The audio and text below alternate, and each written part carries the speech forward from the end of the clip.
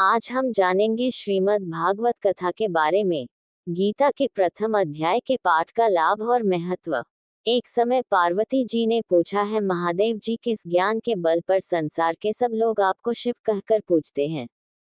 मृगछाला ओढ़े और अपने सभी अंगों में शमशान की विभूति लगाएं, गले में सर्प और नर मुंडों की माला पहने हुए हो। इनमें तो कोई भी पवित्र नहीं, फिर आप किस ज्ञान से पवित्र माने जाते हैं? तब महादेव ने उत्तर दिया कि हे प्रिय, सुनो, मैं गीता ज्ञान को अपने हृदय में धारण करने से पवित्र माना जाता हूँ। इस ज्ञान से मुझे बाहर के कर्म नहीं व्यापते। तब पार्वती जी ने कहा कि हे भगवान, जिस गीता ज्ञान की आप ऐसी स्तुति करते हैं, उसके श्रवण करने से कोई कृतार्थ भी हुआ है? महादेव ने उत्तर देते हुए कहा कि इस ज्ञान को सुनकर बहुत से जीव कृतार्थ हुए हैं और आगे भी होंगे। मैं तुम्हें एक पुरातन कथा कहता हूँ, तुम सुनो। एक समय पाताल लोक में शेषनाग की शैया पर श्री नारायण जी नैन मूंद कर आनंद में मग्न थे। उस वक्त भगवान के चरण दबाते हुए लक्ष्मी जी ने पूछा, हे प्रभु, निद्रा और आलस्य तो उन पुरुषों को व्यापता है जो जीव तामसी होते हैं, फिर आप तो तीनों गुणों से अतीत हो। आप तो वासुदेव हो, आप जो नेत्र मूंद रहे हो, इससे मुझके बड़ा आश्चर्य है। नारायण जी ने उत्तर देते हुए कहा, हे लक्ष्मी, मुझको निद्रा आलस्य नहीं व्यापता। एक शब्द रूप जो भगवत गीता है, उसमें जो ज्ञान है उसके आकार रूप है। ये गीता शब्द रूप अवतार है। इस गीता में यह अंग है, 5 अध्याय मेरे मुख हैं, 10 अध्याय मेरी भुजा हैं, 16वां अध्याय मेरा हृदय और मन और मेरा उदर है, 17वां अध्याय मेरी जंघा है, 18वां अध्याय मेरे चरण हैं। गीता श्लोक ही मेरी नाड़ियां हैं और जो गीता के अक्षर है वो मेरा रोम है। ऐसा मेरा शब्द रूपी जो गीता ज्ञान है, उसी के अर्थ में हृदय में विचार करता हूँ और बहुत आनंद प्राप्त होते हूँ। लक्ष्मी जी बोली, हे श्री नारायण जी, जब श्री गीता जी का इतना ज्ञान है तो उसको सुनकर कोई जीव कृतार्थ भी हुआ है, सो मुझसे कहो। तब श्री नारायण ने कहा, हे लक्ष्मी, गीता ज्ञान को सुनकर बहुत से जीव कृतार्थ हुए हैं, सो तुम श्रवण करो। एक व्यक्ति था जो चांडालों के कर्म करता था और तेल नमक का व्यापार करता था। उसने एक बकरी पाली। एक दिन वह बकरी चराने के लिए वन में गया और वृक्ष से पत्ते तोड़ने लगा। वहां उसे एक सांप से डंस लिया, जिससे वह तुरंत मर गया।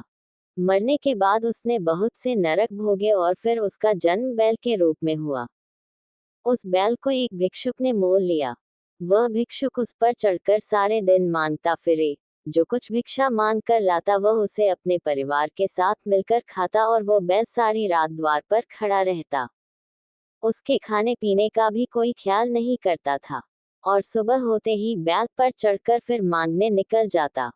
जब बहुत दिन हो गए तो वह बैल भूख से गिर गया, लेकिन उसके प्राण नहीं निकले। नगर के लोगों ने देखा और उस बैल को कोई तीर्थ का फल दे तो कोई व्रत का फल दे, तब भी उस बैल के प्राण नहीं छूटे। एक दिन गणेका आए। उसने लोगों से पूछा, ये कैसी भीड़ है? तो उन्होंने कहा कि इसके प्राण नहीं निकलते, अनेक पुण्यों का फल दे रहे हैं, तो भी इसकी मुक्ति नहीं होती। तब गणेका ने कहा कि मैंने जो कर्म किया है उसका फल मैंने इस बैल को दिया है। इतना कहते ही बैल की मुक्ति हो गई। तब बैल ने एक ब्राह्मण के घर जन्म लिया। पिता ने उसका नाम सुशर्मा रखा। उसके पिता ने उसे पढ़ाया लिखाया। उसको अपने पिछले जन्म की सुध थी। उसने एक दिन मन में विचार किया, जिस गणेका ने मुझे बैल की योनि से छुड़ाया था उसका दर्शन करूं। विप्र चलते चलते गणेका के घर गया और कहा, आप मुझे पहचानती है? गणेका ने कहा, मैं नहीं जानती, तुम कौन हो? तब उसने कहा कि मैं वही बैल हूँ जिसको आपने अपने पुण्य दिए थे। तब मैं बैल की योनि से छूटा था, अब मैं विप्र के घर जन्म हूँ। आप अपना पुण्य बताएं। गणेका ने कहा कि मैंने अपने जाने पुण्य नहीं किया, परंतु मेरे घर एक तोता है। वह रोज सवेरे कुछ पढ़ता है, मैं उसका वाक्य सुनती हूँ। उस पुण्य का फल मैंने तुम्हें दे दिया। तब विप्र ने तोते से पूछा कि तू सवेरे क्या पढ़ता है?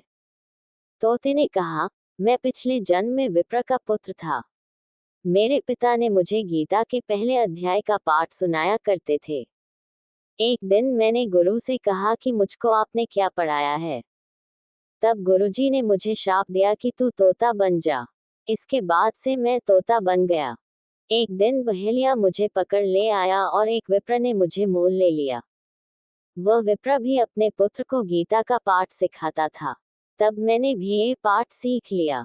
उसी दिन विप्र के घर में चोर घुस गए। उन्हें धन तो प्राप्त नहीं हुआ, लेकिन वह मेरा पिंजरा उठा ले आए। उनकी यह गणिका मित्र थी। वह मुझे उसके पास ले आए। सो मैं नित्य प्रातः गीताजी के पहले अध्याय का पाठ करत हूँ, जिसे ये गणिका सुनती है। पर इस गणिका को समझ में नहीं आती।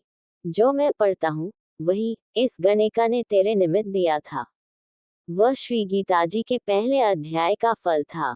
तब विप्र ने कहा कि हे तोते, तू भी विप्र है, मेरे आशीर्वाद से तेरा कल्याण हो। सो हे लक्ष्मी। विप्र के इतना कहते ही वह तोता भी मुक्ति को प्राप्त हो गया। तब गणिका ने बुरे कर्म छोड़ भले कर्म ग्रहण किए और नित्य स्नान करके श्री गीताजी के प्रथम अध्याय का पाठ करना शुरू कर दिया, जिससे उसकी भी मुक्ति हो गई। ऐसा है गीता के प्रथम अध्याय के पाठ का महत्व।